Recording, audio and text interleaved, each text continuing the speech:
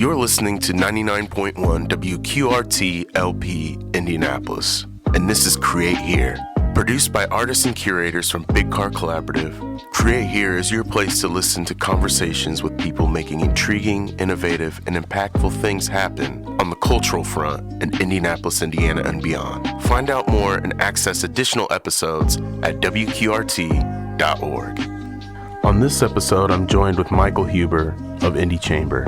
Michael leads the organization's effort to serve businesses around the city, providing tools and resources vital to business growth and success. Michael is also a part of the Indy Music Strategy, leading efforts to help point musicians and venues around the city of Indianapolis to vital resources in hopes to bring awareness to the growing community. I'm Oreo Jones, and I'm joined in studio with Michael Huber from the Indy Chamber. How you doing? I'm doing well, Oreo. Thanks for having me. Congratulations on Bless and everything of the last year. Love that record. Hey, thank you so much. So for those that aren't really familiar with the Indy Chamber, what your position and what you do for the city, would you care to fill people in a little bit?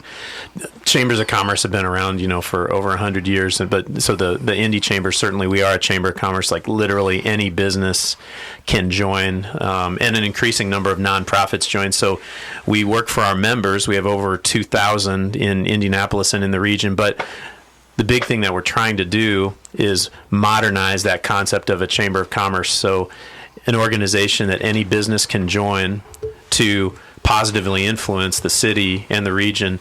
And so in addition to providing all these different programs for our members, 85% of which are small business members, we are the Economic Development Corp for Indianapolis and for the region. So when you've got expanding companies or companies trying to grow, there's a variety of tools that we have. And then in the last 2 years, we've significantly grown our small business lending and small business services. So we have an office in Salesforce Tower. In any given day, you're going to see people having conversations and consulting with small businesses that are trying to get to that next level of growth. So it's never boring. Mm.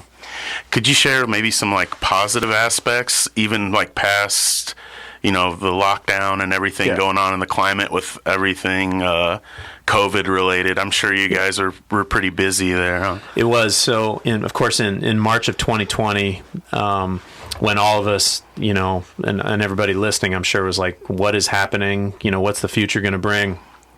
We made a decision as a Chamber of Commerce, business organization to shift all of our resources to small business supports because, I think the first wave that a lot of us saw were restaurants and retail stores that were really limited because, things got shut down and the virus was spreading. So in March, April, May of 2020, and this has continued through this year, we went out and raised millions of dollars for small business loans and small business grants of various types.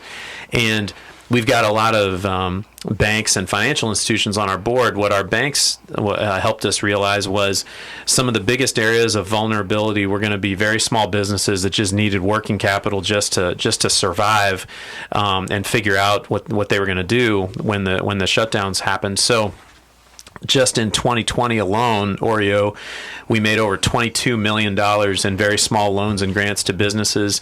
That took on different forms. In some cases, it was loans. In some cases, it was grants. And, shout out to Mayor Joe Hogsett and Council President Vop Osili for helping us and for making some city funding available for those grants. And, we learned so much. I mean, it's like, there are some heartbreaking stories of businesses, especially restaurants, that decided to close. But we think we were able to over 1,300 unique businesses received grants of some kind, and we were able to help a lot of people manage through it. And I know we're not out of the woods yet, but we're in such better shape, obviously, late in 2021. We're really hopeful as we go into next year. Yeah, that's awesome. Let's talk a little bit about the Indy Music Strategy. Yeah. That was a big, huge campaign. I remember being a part, in the early stages when, through the interviews and throughout. Would you care to share a little bit about where it started and kind of where it is now and what you see with the future of it? Yeah.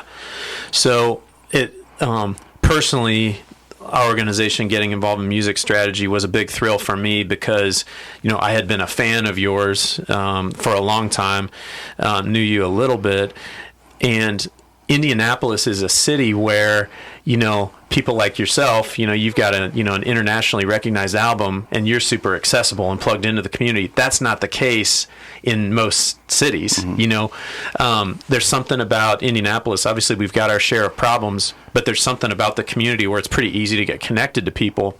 So we started thinking, how can we use that to elevate music in our city? Because I think there's another aspect of this too is Indianapolis, at least the mainstream of Indianapolis, we don't promote our music as much as many other cities do. Nashville, Tennessee being an obvious example, but you've seen in Philadelphia, other cities that do a better job kind of weaving their music and their musicians and their artists into that story of what that city is.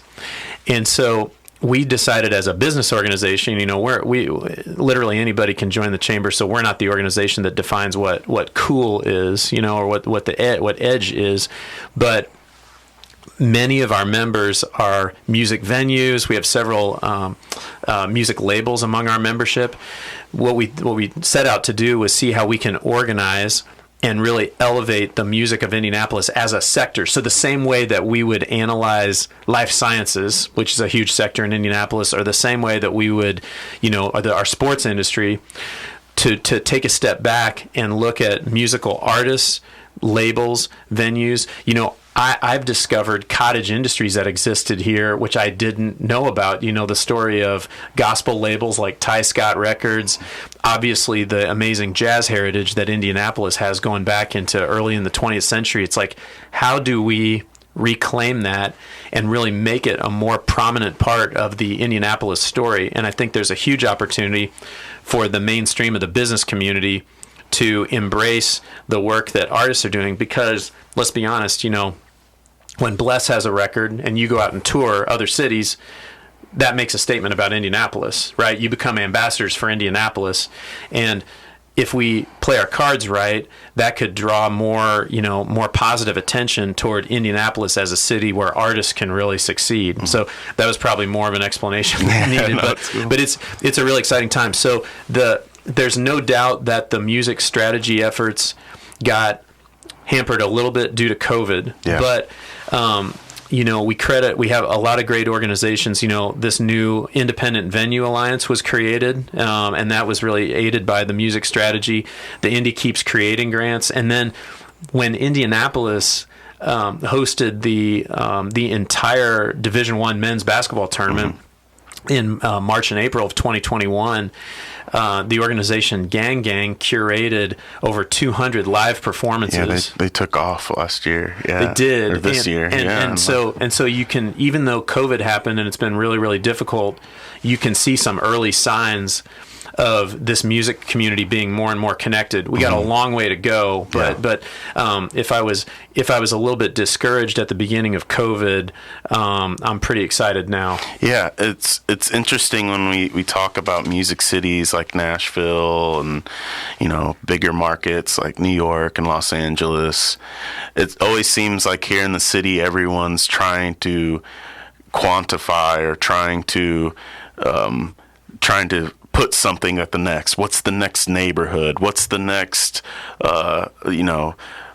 restaurant or what? Everyone's always looking for the next. Isn't it hard to just kind of navigate that? It is. It's hard for me as a musician and a person to just kind of like follow what that is, or try to chase or follow the narrative of what that being said, if that makes sense. And I think I know you and I both love this city. Yeah. And I think there are things on this topic that I love and hate about our city. Yeah, for sure. So I love the fact that like I've gone to Oreo Jones concerts and I've followed, Bless and the development of that project, and then here I am, I can talk to you, which is really cool about our city. One of the things that I struggle with about our city is this inferiority complex, you know what I mean? And one of the things that your question kind of sparks is one of the things comes out of the music strategy is how can we write our own story that is uniquely Indianapolis instead of trying to make our story fit what we think is going to be the next thing? Because and I'm not gonna do all of it justice, but the jazz history, the developments over the last several years with so many new hip hop artists and the success of Treese going mainstream, the bluegrass country roots music heritage that we have. Bean Blossom is technically a part of the Indianapolis metro area. People wouldn't know about. There's so much here which is very unique and authentic, which is not like anywhere else. That how do we pull that together and tell that story that's uniquely Indianapolis, without that, and be confident about it? Yeah, I think that's the most intriguing part. And I think that is a wave maybe that is catching on music. And this is my opinion, but I feel like it's more intriguing to hear a story from an artist coming out of places like Indianapolis or Ohio or, Milwaukee. I saw a piece on Milwaukee hip hop the other day. Yeah, you know what I'm saying? Like that, I feel like is way more intriguing and way more impactful than, the traditional, hey, let's jump ship and go to a coast, New York or Los Angeles. And I think maybe like in the industry, I feel like that is kind of more of like a story that you're seeing more often. And I think that's what's special about our city is that there's still like a canvas that's still needs to be painted on. I agree. At some places you're seeing like some of these cities that were really hot, then it almost I like going to Nashville. I think it's a great city. It's an awesome city. At some point the narrative and the marketing of that place kind of takes over, And a lot of these other cities too have just become so expensive. It's like you've got to have at least every city that I've been aware of that's created a really strong music identity, has had really strong youth culture. Well, a lot of these places now, if you're a young person, you literally can't afford to live there anymore. Yeah. So I think what you're saying is right about the blank canvas. And one thing that I think is a big challenge is how do you get people who are maybe of an older generation to really understand and believe what's already here, and the value of what's here. Yeah. I feel like it's important to see, right? It's like maybe in the past arts was considered more entertainment, but now when you look at our tech companies here who are competing against coastal cities for talent, certainly Lilly, certainly Cummins and Rolls-Royce competing with cities for talent, they're gonna assign way more value to the arts and culture that's here because they know that they're trying to take their talented young people and convince them to stay and grow here, and then they're also trying to convince people from other cities to come in here. And I think that having something that is unique and authentic and makes a statement about Indianapolis has a lot more value, to those employers. Now, I have to be careful here because that's not to say that it's a commodity. I mean, this is art. It has a value just beyond a fun, amenity. Where do you see the future in the music strategy? I know that's like a super vague and hard question, but where do you see it here now, like post like crazy lockdown, and now that things are kind of slowly, kind of coming back to opening up? So the answer that I'm going to give is, I'm kind of a pragmatist. So like in my role at the chamber, we don't necessarily define what's cool and what's on the edge. We're trying to get, this huge network of businesses to pay attention to things. What I would say is, more venues for young people to play and making it easier for all ages venues to sprout up, because the cities that we're competing against that have great music scenes, there are places that young people grew up going to, and we don't have enough of those places in Indianapolis, and that's definitely part of the strategy from just making it easier for people to do live performances, all ages venues. I think number two is part of a story. When we present Indianapolis to the rest of the world and we're talking about job opportunities, and certainly we have them, and we're talking about sports, that music becomes just as much of the fabric, but that story is not going to be something that's trying to imitate somewhere else, but that's uniquely Indianapolis. The third thing that comes to mind is something that I think is happening when we talk about the 200 plus live performances with the NCAA tournament, but what if it could just become a part of the ethos that, if you're doing a big event or a convening, whoever you are, maybe it's, the city government, maybe it's a nonprofit organization, maybe it's, Eli Lilly and Company, that it's just part of the expectation that there's an opportunity created for a musician, in playing original work too, that's and I see that starting to happen. But if we could get businesses and organizations that when they bring people together, we're going to assign a higher value to those artists who are producing original work. I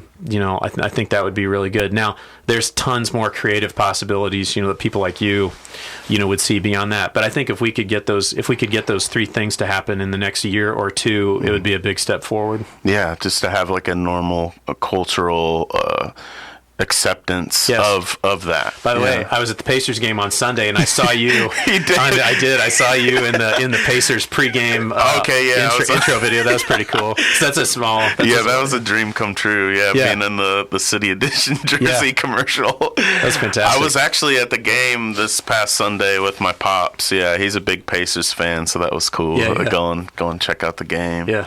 Let's talk about chamber music. It's great. So with chamber music is a band, a 6-piece band that we've been around for, I guess, 7 years. I play keyboards and sing background vocals in that band. It's in some ways it's covers. In some ways we like to think of it as a reinterpretation band, because we'll take, mostly in the, soul and R&B and pop songs from the last 4 decades and add a lot of musical improvisation, because we do have some really good improvisers in that group and a really sensational lead vocalist in Vanessa Renee. But during COVID, we were inspired to start writing our own songs, and so we got it. Gave us confidence to write our own songs, and so we've got 2 songs that are out there that we play often. You can find us Chamber Music. I think it's Chamber Music Band Indy on Facebook. You can find it. We're playing before the Big Ten Championship on Georgia Street on Saturday with several other Indianapolis bands, and it's like we just got started because we love to play music and we love to improvise. Again, this has given us, the last couple of years have given us some confidence. It's like, what's our unique voice? Let's put that out there. Because as I've always been fascinated with people like yourself who just, are just, you've got something you want to say and you want to put it out there, and that's never been me. And the last 2 years, myself and the other members were like, no, this is that we do have something to say, and it's definitely, I think our sweet spot is definitely that we're definitely inspired by R&B and soul music from 70s and 80s and 90s. You guys jam. I appreciate that. We work really hard at it too, but we're also trying to write melodic songs. A bit. Kenneth Edmonds, Babyface, came from Indianapolis. He's somebody I've met a few times, and I was literally starstruck by. And people like that. It's like that kind of melodic songwriting. So no, thanks for asking. That's been a project that I would love to see us go more in producing original music in the next chapter of that band. Michael, thank you so much for joining me. And if anyone has any questions or wants to get involved, IndyChamber.com. Yeah. I'm M. Huber, MHUBER at IndyChamber.com. But contact our organization. I mean, business is really the sweet spot of what we do, but we try to get our members connected to what's happening in the community. I've been talking to Oreo today about WQRT and a lot of possibilities there to really.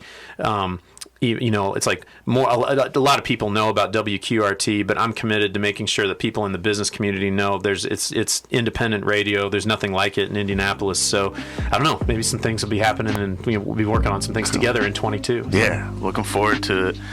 All right. Thank you so much for joining me. Thank you. Yeah.